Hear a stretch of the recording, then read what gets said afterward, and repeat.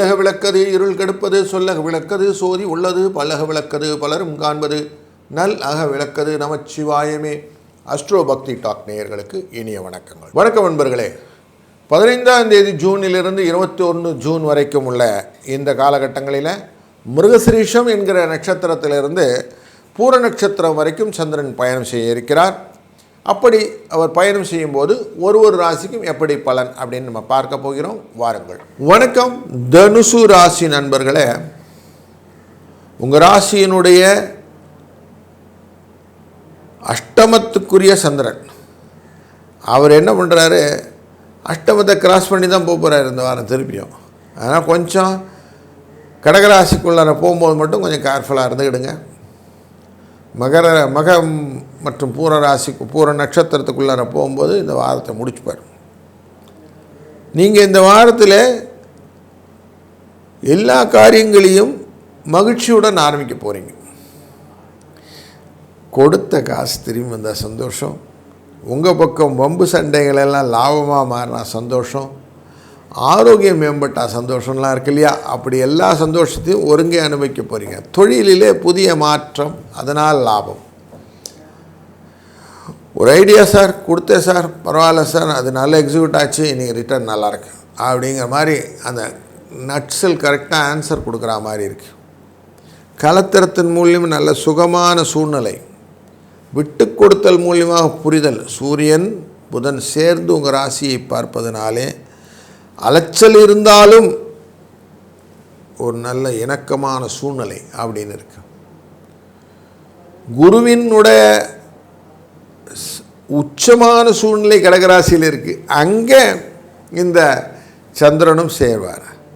அப்படி சேரும்போது சந்திராஷ்டம் எஃபெக்ட் இருக்க போது கொஞ்சம் ஆரோக்கியத்தில் மனதிலும் கொஞ்சம் குழப்பங்கள் உண்டாகும். அப்போ மட்டும் கொஞ்சம் கேர்ஃபுல்லாக இருந்துக்கிடுங்க. வியாழக்கிழமை முடித்து வெள்ளிக்கிழமை வரும்போது திருப்பியும் மகம் மற்றும் பூர நட்சத்திரத்துக்குள்ளே சந்திரன் உள்ளே போவார். அப்போ உங்களுக்கு நிதானமாக விட்டதை பிடிக்கிற மாதிரி கொஞ்சம் ரிலாக்ஸாக காரியங்கள் நடக்க ஆரம்பிக்கும். அப்போ இந்த வாரம் எப்படி இருக்கு பாருங்க. ஸ்கேனரில் ஒரு நல்ல ஒரு சூழ்நிலையோடு ஆரம்பித்து கொஞ்சம் ஃப்ரிக்ஷன் கொடுத்து அதுக்கப்புறம் திருப்பியும் ஒரு மாதிரி உங்களை திருப்பி ரிலீவ் பண்ணுற மாதிரி இருக்குது. அதனால் எது வந்தாலும் சுவாமிக்கா அப்படின்னு சொல்லிட்டு போகிறோம் இல்லையா, அது மாதிரி அனைத்தையுமே இறைவன்கிட்ட அர்ப்பணித்து விட்டு அவனொருளாலே அவன்தாள் வழங்கி அப்படிங்கிற வார்த்தை மாதிரி நம்ம மனசில் வச்சுக்கிட்டு நீங்கள் வாட்டுக்கு ப்ரொசீட் பண்ணிங்கன்னா இந்த வாரம் நல்லாயிருக்கும்.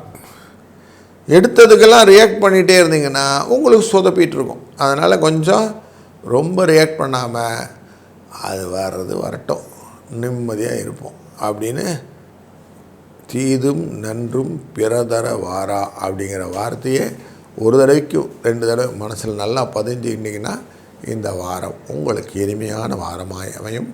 வணக்கம் மகர ராசி நண்பர்களே. மிருகசிரீஷம்லேருந்து பூர நட்சத்திரம் வரைக்கும் செவ்வாயின் சாரத்திலேருந்து சுக்கிரன் சாரம் அப்படின்னு வச்சுக்கலாம்.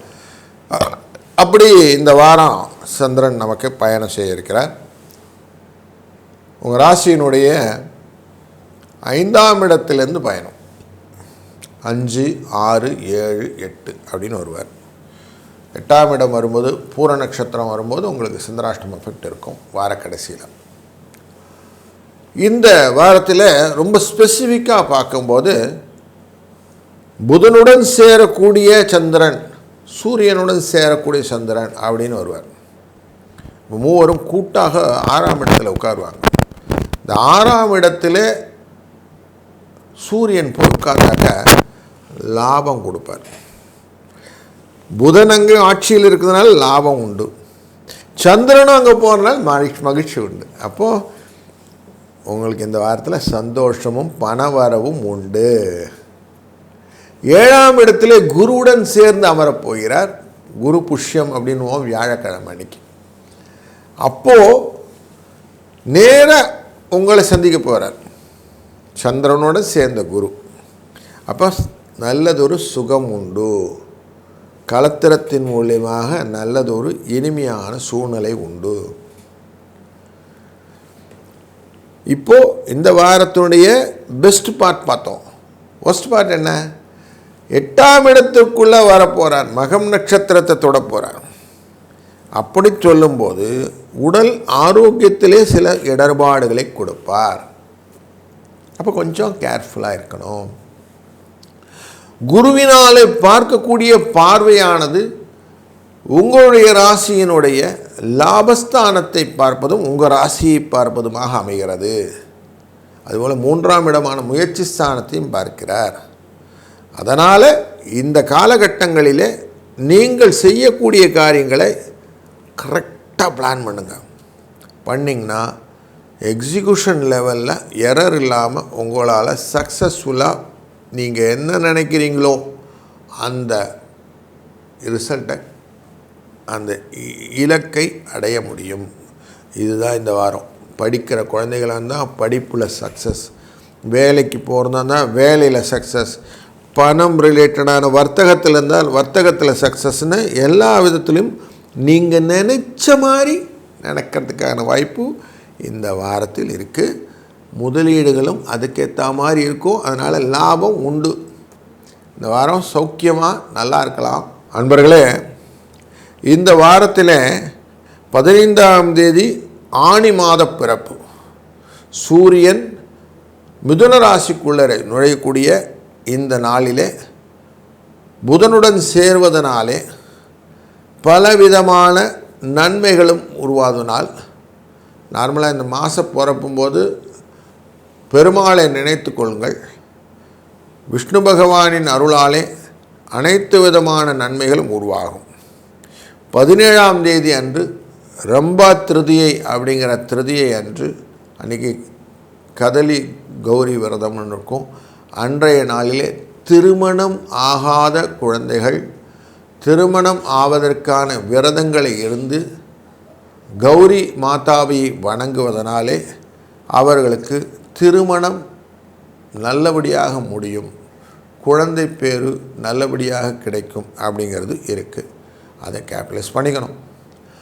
18ஆம் தேதி வியாழக்கிழமை குரு பூச நட்சத்திரத்திலே வரும் குரு புஷ்யம் அப்படிங்கிற அந்த வியாழக்கிழமை பூச நட்சத்திரம்.